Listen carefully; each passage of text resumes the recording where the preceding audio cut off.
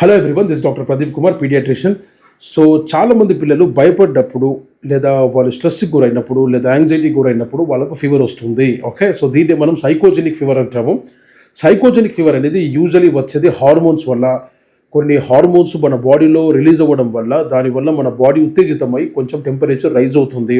Okay, అయితే ఇలాంటి psychogenic ఫీవర్స్లో ఎలాంటి ఇన్ఫెక్షన్ ఉండదు కాబట్టి వాడు యూజువల్లీ సిక్ ఉండడు. ఓకే, చాలా కేసుల్లో సిక్ ఉంటారు, వాళ్ళు మంచిగా ఆడుకుంటారు, టెంపరేచర్ మాత్రం 1 or 2 ఆ రేంజ్లో వస్తుంది. బట్ మీరు కొంచెం పారాసిటమాల్ వేసినప్పుడు పిల్లలు మళ్ళీ వెంటనే సెట్ అయిపోతారు. ఆ తర్వాత మళ్ళీ రాదు, ఎందుకంటే హార్మోన్స్ అన్నీ కూడా మెటబోలైజ్ అయిపోతాయి బాడీలో కాబట్టి. సో సైకోజెనిక్ ఫీవర్ అనేది చిన్నపిల్లల్లో చాలా కామన్గా ఉంటుంది. వాడు భయపడినా, వాడు ఏదైనా ఆ ఎమోషనల్ స్ట్రెస్కి గురైనా కానీ, ఓకే, సో ఎవరైనా తిట్టినా, anything can cause psychogenic fever. Okay, thank you.